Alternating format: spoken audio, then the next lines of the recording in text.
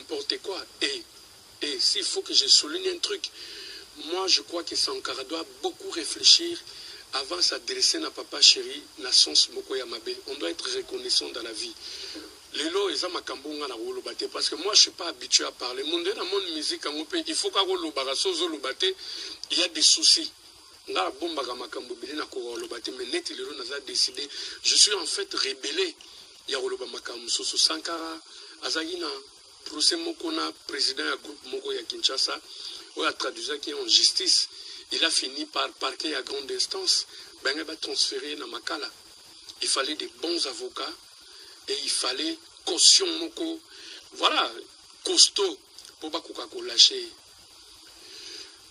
Moni Production qui était chargée pour cette histoire est allé voir son président, le président Weranson, Monib aloba na Papa Chéri que président Weranson a essayé à Zalambongote. Et Monib s'est agenouillé devant Papa Chéri pour dire si tu fais pas quelque chose, Sankarazo ke Makala. Et moi d'habitude, Papa Chéri me fait confiance et ça et traîner dans ma bouche. Et quand ça fait un mois, on appelle 100 tonnes. Il va dans la on dirait à Bossanango. Mais à Varandingo, on a 2 heures du matin, on a dans Bossanango. Net na Kawana, Papa Chéri a bien Rojosa Wapi. Bocho à la maison. Dans autres, na Moni Production pour telle raison, Roger, il faut quand même tout ça là quelque chose. Pesa Moni Production autant. Ake kosi sa makambo wana pake. Ngabi ok boss Moni baya na zombo wa compter yango na misu nanga ache l'enveloppe ake na on a parqué Sankara est sorti na parqué on a à grande instance et le soir même na yo kutana na ina boîte moko ponga linga ba boîte mingi on va tonga na tona ba internet ala la raté. Donc na la na boîte moko na ville wana why not? J'ai trouvé Sankara là-bas, on était de péter le champagne. Ah man, tu vis bien. Abi, oh, mais ça grâce à Papa Chéri. Tant que libéré ngambala mona bukanita, na bengi boss pour na remercier et puis na sengi na mona. Abi na yoza abi bimaka na boulevard wana face à cimetière. Na bimaka wana tokutana na resto moko eza wana et loko ya on de permettre ngai. Même si aujourd'hui moi à ma réflexion en tant qu'intellectuel, j'ai dit son carapé ingéré Moussaka. C'est son frère. Baba collègue de travail. Mais tant qu'on ingéré Papa Chéri ou critiquer un groupe négativement, et le moins à niveau, c'est que tu es mandaté par ton patron. Mais ton patron n'a mandaté, il même une seconde de réfléchir, que Moutouana Salanga Baboula Mouébélé Naye Bissata, boss Nanga que je ne peux pas. Non, tu lâches la prise comme un chien rebelle parce qu'on t'a envoyé, tu n'as pas le choix. Même spirituellement, franchement, ça a choqué. Moi, je dirais tout de suite qu'ils arrêtent leur scénario, qu'ils arrêtent leur petite discussion du coin de la rue. Moka, ils en ont posé sous Yamakambo. Biso ba musicien, il faut tous aller souder Makambo et Kende. Dès l'avant, public, wana muketo tigal na bango bazo se démerda kangisa ta moi 20 balles na ya vous fouta na concert pour la biso en live. Ils n'ont pas besoin ya ba querer wana. Donc, en fin de compte, biso moto zaba auteur, il y a beaucoup de musique. Parce qu'aujourd'hui, on voit les présidents Weranson avec Papa Chéri. Demain, vous, son personnel, vous venez raconter n'importe quoi. Nous vivons na énergie na ye on est assuré à quotidien na biso ça va nous faire rebeller netinga siko makamna komo bimisa et ça makamna ko bimisa c'est une cuisine interne entre nous en famille mais comme ko bima bato ba ko ma fixé par rapport à mes conduites na bino et ce qui n'est pas normal. Ok, bafana BCPG balobi président Weranson azolinga texande album na ina makasi nzoto Papa Chéri. Et si baté Roger Nandou eza na rumeur mo ezo circuler vraiment sur internet. Balobi Papa Chéri alinga ba la deuxième épouse ya Kester. C'est du n'importe quoi. Baloba tu peux tout gérer sauf un être humain. Mais là moi, c'est plus de 20 ans. Naramona Mukenzoto Mike, Kingo Moulaï, non école. Naïba Papa Chéri, na viva naïbike, ça c'est lui. Ça c'est pas lui. Là, c'est du mensonge. Là, c'est vrai. Neti Makambouana. Moi, je mets ma main à couper. Si jamais Papa Chéri a conseillé le Kwandengwana.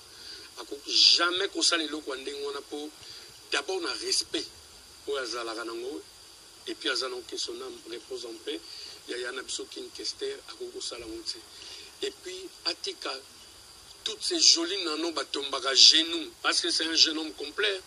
Il est beau, il est célèbre, il a un char automobile, il a des millions, il voyage, il a une entreprise. Aza bien, ou eza pena ki moi c'est soit moni fois craqué. Il y a loisir ko tout ende biso ba jeune pena to ngarato zala. Il y a ça déjà. Et puis il y a le meuf qui tombe à genoux, oh yekuta calcul raté. Est-ce qu'il y a aucun cas kuluka moi si il y a ndekunaye oh ya kufa poisoyer. On est ça habitude on a boyebi artiste ni na sala kango. Et en plus la base il y a information on a les journalistes moko ya mboka oyo oya travaillaka na artiste moko patron ya groupe moko nde abimisi makambo wana. Allez-y comprendre que c'est une main noire baluki na molili ça n'a pas tenu bayene na moi alors bien ça appelle le côté tout ça pour ça na koloba te. C'est tellement choquant que bon voilà tout le gâteau salir d'une façon d'une autre ce que vous avez na bouche il y a mutu musuzu toto zaki na ba preuve ça va mais outi na munoko ya mutu o azo travailler na artiste oyo aluka ko déstabiliser mukili mobimba ezalaka kaye. Alors allez-y comprendre que c'est de n'importe quoi, c'est vraiment la salade. Mais franchement, tu dois comprendre que Mikolo ou BCBG bata ba buzz, tant Roger muta buzz, papa chéri peut tu dois comprendre que ils appellent ba buzz pour dernièrement il y a une consoeur quand elle est sur internet a outi ko ça la émission mon rona bandeko ya mwana Tsuka mais makamba lobby to éviter ça sert à rien de répéter mais n'éviter Roger n'a vraiment sur na point wana pinelo ni ko loba. Franchement vous excuse-moi, je généralise la situation. Bino penda ba chroniqueur na ba journaliste et internet apparemment vous maîtrisez pas makambozo sala. Ou soit vous yebi mambozo salate ou soit vous le faites mingi bana basi po mibali balula bino je sais pas na ba poto bozo mabala comme à Kinshasa ça marche plus mais mibali un peu bazana ba basi na ba bazo engagement ba souffrir pe na bango faut pas se tromper. Donc, et comme le coup là, excuse-moi, bana baso ba traîner na ville ou en mini au moins bon baza sincère, mon tuto est bien oh il a prostitué, si je donne mon argent je vais sortir avec. Mais bien comme on dirait, ils a caché. Mais en réalité c'est comme si le roi avait bloqué un site internet, ils ont l'exigence c'était que mon fois tanga asala boisa bozaka olali la muki na tongo, aussi patron no mo fungoli compte na YouTube, azoluka ba fina Kinshasa, pas même si vous avez deux phrases en français en bruit. Mais vous avez et comme vous avez vous avez sur internet. Conflit moi c'est mon bal internet. Vous savez que vous avez internet. Vous avez salir internet. Moi je vais te dire la net. Ndako nyonso eza na monde entier, eza na ba problème. Peut-être plus grave que ya biso oyo lelo tozo la afficher. Et puis ya biso mingi eza na ba mensonge. Et comme ga mutala muki, bon mikolo ba otanga comme on ngate, ba ochanga kate na créer. Donc aujourd'hui, il y a des trucs plus graves ils ont les kanabanda kwa batu. Omona papa bimane na mwana na liboso.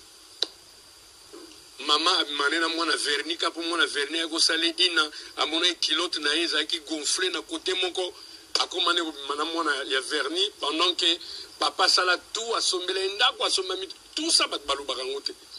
Omona bana na bana lokwa botinda bango internet bazalaka isolé bago. Vous ne le dites pas. Ndako nyonso en commençant par la maison du président de la République azape na ba souci na ye na niveau na ye. Oye na ba niveau ba maman maraîcher, oye na ba bureau, oye na ba chômeur. Donc ndako tout eza na ba problème. Mais oye biso comment était spécial. Rojenga doit sala ki boye. Soka simbaga ta suki ya chroniqueuse bon mboke peli. Je me soupe yo ba buzz internet et leki la bouche publié wa lembi ou atakutwango. Mingi ça va mensonge ya net nga mona kuma otalo mona monde entier bazo benga yo mais tango tuna auteur ya to actrice ya likambongo buzz comprendre que yo te camara bien yo kuto leki ba leader belé na succès yango to sala ka bongo bon est-ce que no banda ko se justifier tongo midi poko ba comprendre que ils ont pas mensonge et on laisse tout couler mais ce n'est pas bien quoi ce n'est pas bien net likamba concerne bino o tuninga wana tout à l'heure grosse moulir.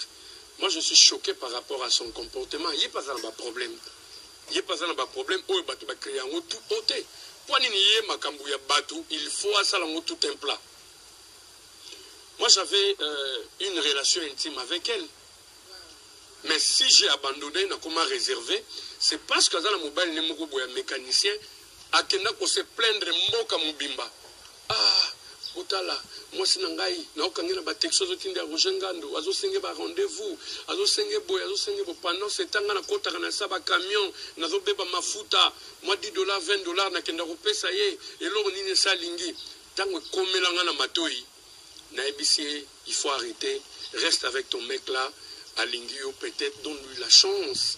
Alingio makasi bombo on est nyonso mafuta zo tangela ola ke pia famille azo pesa yo. Reste avec. Grosse moulir la dernière fois j'étais en ville au resto. Na mona benga daddy parce que benga daddy oza wapi aloba mingi lingala.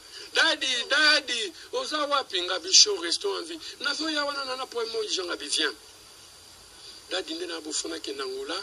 Mutumogo abengisi ngai na haute agence na tuni prêt habillé ça va pas je saurais pas tu peux faire quelque chose ezaki sans rendez-vous écoutanga peke ma solo na poche na bimisaka pia achète le billet bon voyage à Kenda j'ai le conversation yanga na yeti azomata na avion ti voilà comment ti azonga j'ai c'est ni makamna oloba la prochaine fois quand tu vas venir na relaxango avec les photos ngana ye ndenga mata avion maramutu. Mais il y a un monsieur qui a perdu la tête à un service Mokoboye. Voilà, il n'était pas patient, il est allé raconter n'importe quoi, qu'il est dans la justice. Et puis voilà, la première personne où il y a mon arrêt au salon interview, c'était cette personne-là. Oh, on a tous dans de bonnes relations. Pourquoi ça m'a dit ah, les solos, il y a un flou. Soit tu vas voir ton grand frère, soit moi je vais faire la médiation. Qu'est-ce qui ne va pas? Soit tu tournes pena émission et relaxer. Ah, regarde, appelle ton frère. T'as l'émission à Salélio. Non. On a buzz à sacrifier la relation à Bisso.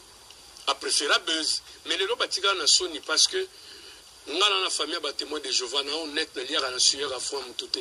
Et puis on t'a sim sangam bon, on a beaucoup le papa chéri à tout cas. $150,000. Na gouverne un mois. Surtout mes prises, bon on a ndako ah, on jette ça maintenant compte na yo. $1, à 2 heures, 3 heures du matin, à un chauffeur n'a tout qui est $1 et bouge raté. Bon, le roi, $600 américains, je suis désolé. Je suis vraiment désolé. Elle n'a même pas pris à rétroviseur à Moutouko. Je suis désolé. Au cours de la